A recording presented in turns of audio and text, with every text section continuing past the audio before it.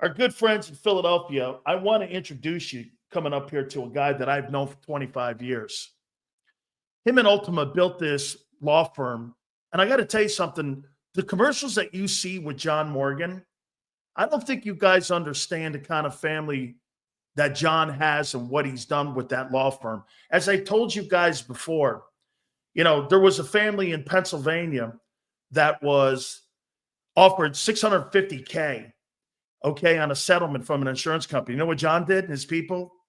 They went in there and got that guy $26 million. This guy doesn't need money and to do it. You know what he does it for? He does it to serve families. I knew this years ago when he invited me to Thanksgiving and Christmas every year. It's incredible. And he's a self-made billionaire. Yeah, I said it, billionaire.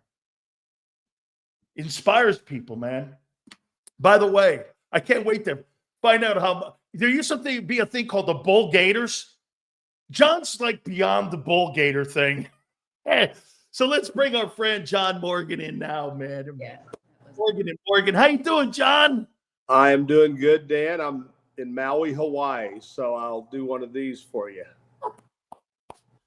John, I tell people all the time, man, and I want people to get a sense because we're based in Philly. Then that law firm that you and your wife put together, and now the thousands of people that you have working there. I mean, it's one thing to sit there and build a business, but it's a business that has served people around the country and getting, the rewards for their families and for what they deserve. And you guys really, it's all family oriented. You kind of run it like a football team, family. It's kind of mixed in on how you run Morgan & Morgan. Well, I met Ultima in law school, as you know, and we have 4 children. They're all in the business. And, it's like that movie, My Big Fat Greek Wedding. We like to be together. Our houses are together. Our families are always together. So it's, the best of all worlds. I tell people all the time, if work is work, you're screwed. And when we get to go to work, we're still at home. When we come home, we're still at home. So it's been a wonderful life, Dan. And you've been back when you lived in Orlando, we were lucky to know you. And like, I remember the time when you did come to Thanksgiving with us and Christmas, and my family loves you, especially Dan. Dan Morgan cannot get enough of Dan Cilio. Man, I just love your family. And, the invitations I got when the president would show up to your home and such, man, it was always, you included me in all of that stuff. And I enjoyed being around you so much. And hey, John, you're such a sports fan, though. Have you ever contemplated jumping into that arena where you would buy a sports team? Did you ever think about doing that?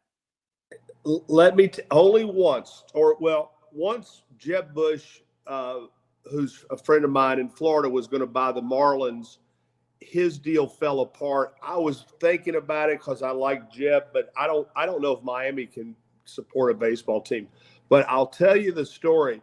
Pat Williams, Pat Williams, the ultimate promoter of all time. He's better than the guy from the White Sox. What was that? Bill Veeck or Veck or whatever. Yeah, no, we love him.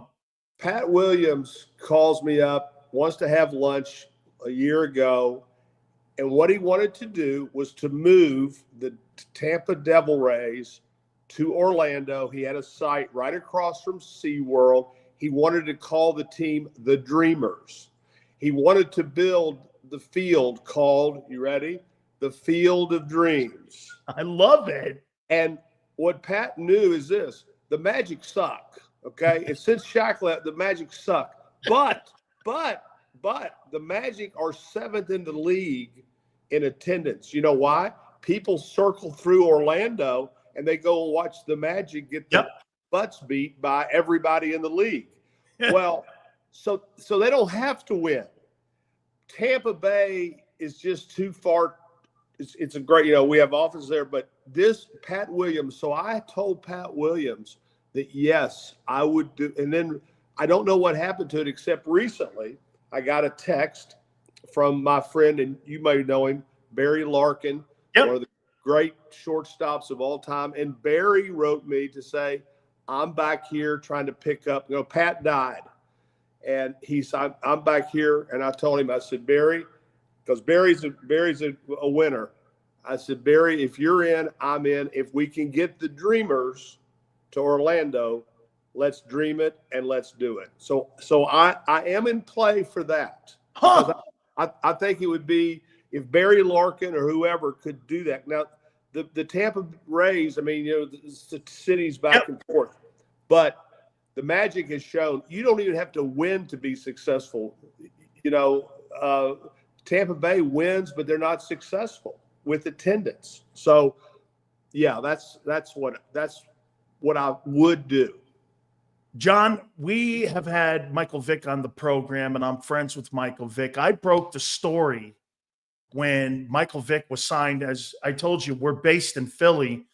And when Andy Reid, Tom Shaw was working him out, and as he works in Orlando, he's one of the great trainers.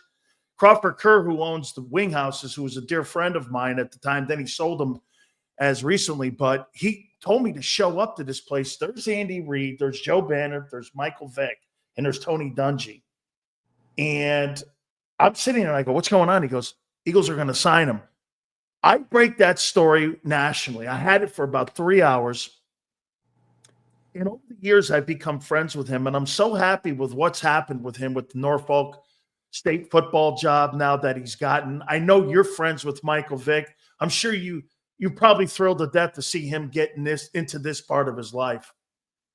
I asked people, I said this last night in Maui, I had dinner with a bunch of people, and the last question I asked a lawyer when they're applying for a job with me, and there's no right answer, Dan, but the question I ask is this: what do you value more, mercy or justice?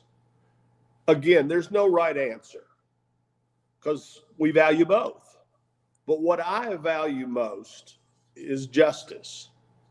And I mean, mercy. And the reason I value mercy the most is because I believe in redemption. I believe that justice can lead to redemption, which leads to mercy. Michael Vick grew up, and my brother Tim, God rest his soul, used to say all the time, children learn what they live. And Michael Vick grew up in that environment. I grew up in Kentucky. Listen, I saw a lot of crap that go on the farm. My uncle would take a bag of kittens and throw them in the damn water and drown them because there was too many cats in the barn. I was a little boy watching. I was kind of horrified, but as I think back about it, yeah. I watched it. And Michael Vick watched a lot, and he grew up like people in the South, cockfighting, dog fighting. It's terrible. It's terrible. And he paid a price through the justice system. But after somebody pays a price, they deserve redemption. They deserve mercy. They deserve a second chance. So I'm very happy for Michael Vick. John, let me take you to Sunday here. What has made the NFL, and why is the NFL, if you look at the television ratings, John, and you're involved massively in sports, UFC, I see you everywhere. John's famous line is, I don't need to advertise with you because I'm everywhere. I learned that lesson a long time ago. I don't need you, but I'm everywhere. And so the NFL is kind of like that in a way now, John. What has made the NFL the number one sport in America, you think? First of all, it was America's pastime was baseball. America's pastime is now football. I believe the reason is there's a lot of action. I believe it's the quarterbacks. It's the new quarterbacks. Look, it's Mahomes, it's Jackson, it's her. It's look at who they are. Look at how fast they are. Look at Josh Allen. I mean, how would Johnny Unitas do in today's game? Not very well. How would Bart Starr do today? Our heroes. And what's happened is, I believe that the advent of the mobile quarterback And why was the mobile quarterback? I mean, look, years ago, you had to be white to be a quarterback in the NFL and in college. Yep. But all of a sudden they're like, well, Doug Williams. Wow. That was, when Doug Williams was coming in, everybody's like, what? He's black from Grambling. What are you talking about? Well, what we're talking about is Patrick Mahomes. We're talking about the Super Bowl is what we're talking about. We're talking about, look who's in the Super Bowl. Yeah. And I believe that fast-paced, hurry-up offense, what Americans love is action. That's why you hear the NBA talking about maybe shortening the game to 10-minute quarters, because America, we want it fast. I mean, you look at videos on TikTok and it's 30 seconds and it's over. So I believe it's been the speed of the game via the speed of the quarterback that has given us action. How about this, John? You mentioned something that I've been a proponent of for years. And one of the reasons I got into sports talk was, so do you think that the old guard got out of the game instead of having a prototypical guy playing that position of just being a white guy at 7-step, that all of a sudden now it's more diverse? Because you look at the quarterbacks, like you said, that are in the sport, it's open to anybody. You could be Josh Allen or Lamar Jackson. Whereas in years past, it wasn't that set up like that. Charlie Ward's not going to get an opportunity to play quarterback in the NFL. They're going to draft him in the 3rd round or the 4th round. Why not go play for the Knicks, right? I mean, so as it become more open, and that's why we're seeing better quarterback play than maybe any other time in NFL history. At the end of the day, Dan, it's a business. And the way you win in business is by winning. I grew up in Kentucky. I grew up when Pat Riley was playing for the Rups Runts. I had a paper out, 1966, Rups Runts versus Texas Western, all white versus all black. Guess what happened in 1966? Texas Western beat Kentucky and shocked the world. I cried for 2 weeks. I had a paper out. I didn't read the paper. I couldn't stand to read that Kentucky had lost. But after that happened, Adolph Rupp, who may have been one of the great racists of all time, says, you know what? He went and got a guy named Tom Paine, who was a 7-foot black guy. Bear Bryant. You start going through the South, they started picking out these great black players because they wanted to win, because they want to win. It's still, and so what's happened now, it's still there to a degree, because if you look at all the white coaches, that hasn't changed yet. But when I look at coaches, I look at a guy like Mike Tomlin and go, that's who I would want to be my coach. Me too. I mean, and year in, year out, I wanted Mike Tomlin. Jerry Jones had a conversation with Dion, your buddy, and all he did was doing the Rooney Rule just to check it off to say, I talked to a black. Jerry Jones, I do not believe ever hires a black coach, ever. I just think he's got plantation mentality. He's all that corn pone and all that bullshit, but he runs a plantation. Make no mistake about it. That's why I love John Morgan, man. John, who do you like on Sunday? Do you like Eagles or Chiefs on Sunday? I mean, Mahomes is going for immortality with a 3-peat, and the Eagles are going probably for validation and vindication of what happened in Super Bowl 57. I mean, one team's a dominant team. The other team is Andy Reid. I mean, some of the greatest coaches of all time. I think this is going to be a barn burner.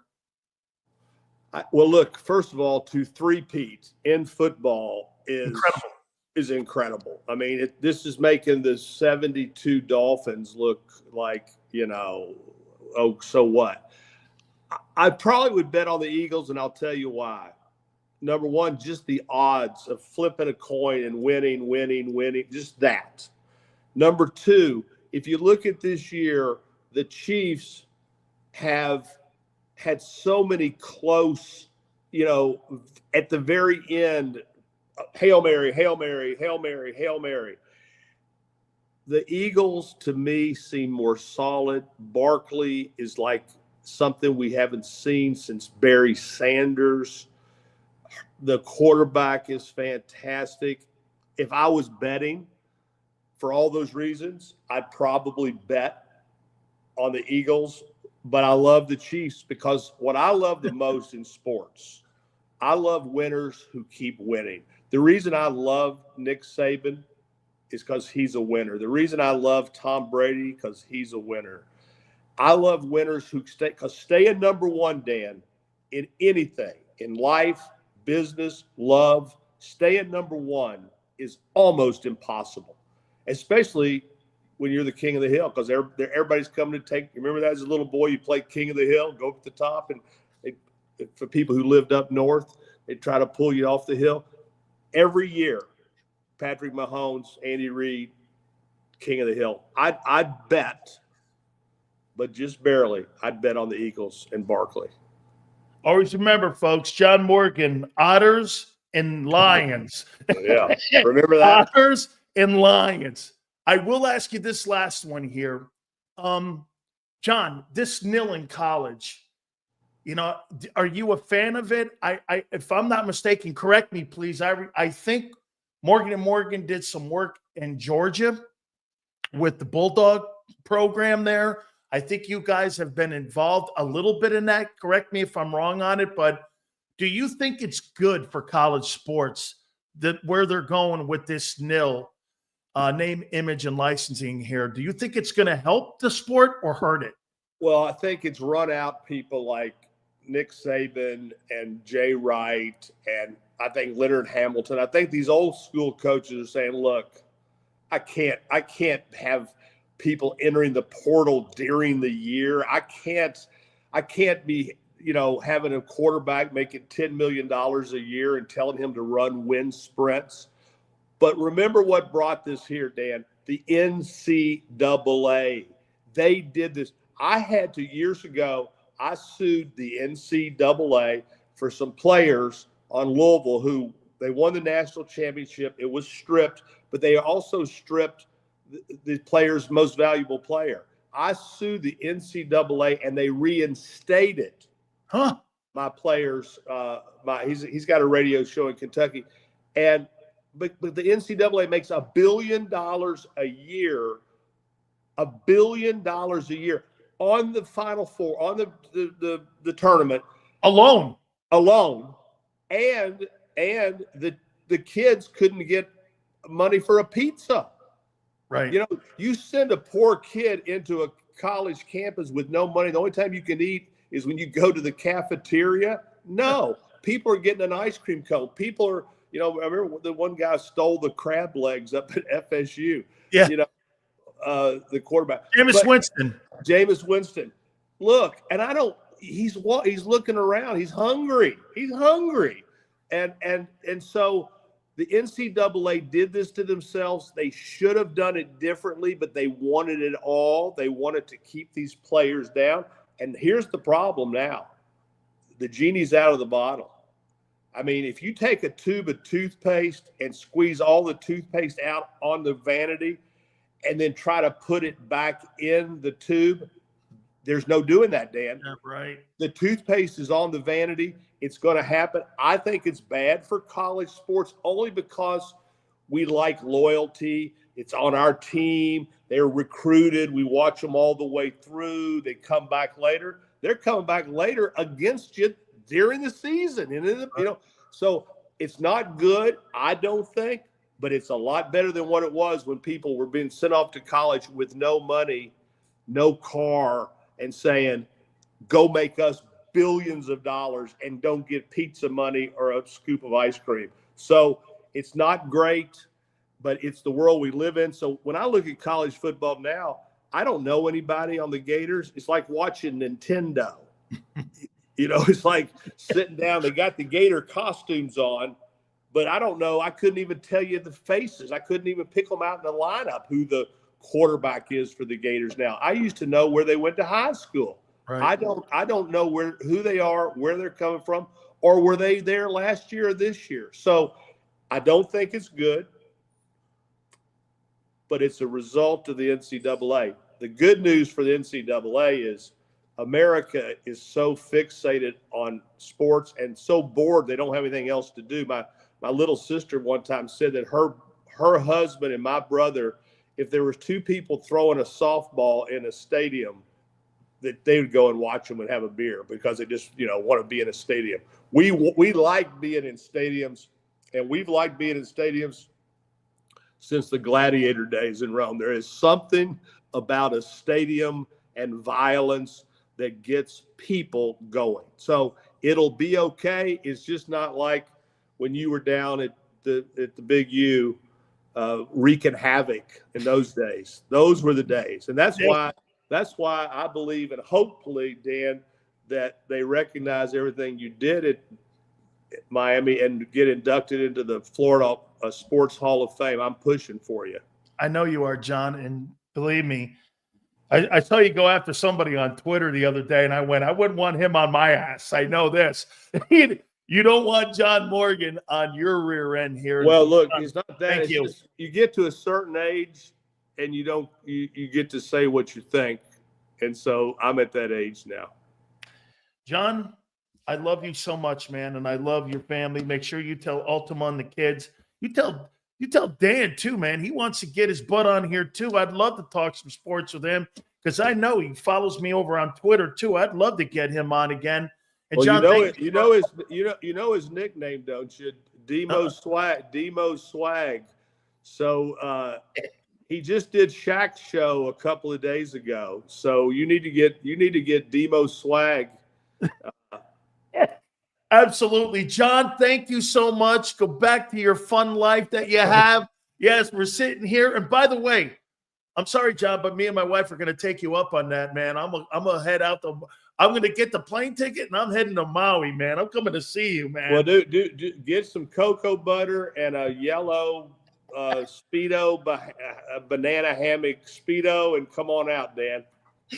John, thank you so much, my friend. See ya. You got it. John Morgan, our good friend there, man. We so appreciate him, and we thank him again for being part of the program here, man. So wait, a banana hammock and a Speedo. And did I hear him call Jerry Jones the owner of a plant? Oh, I'm going to leave that alone. Okay. Thank you guys so much for coming aboard. Again, stay tuned now for Pat Show. Is that right, Xander? We got Pat Show coming up here. And Pat's got a bunch of great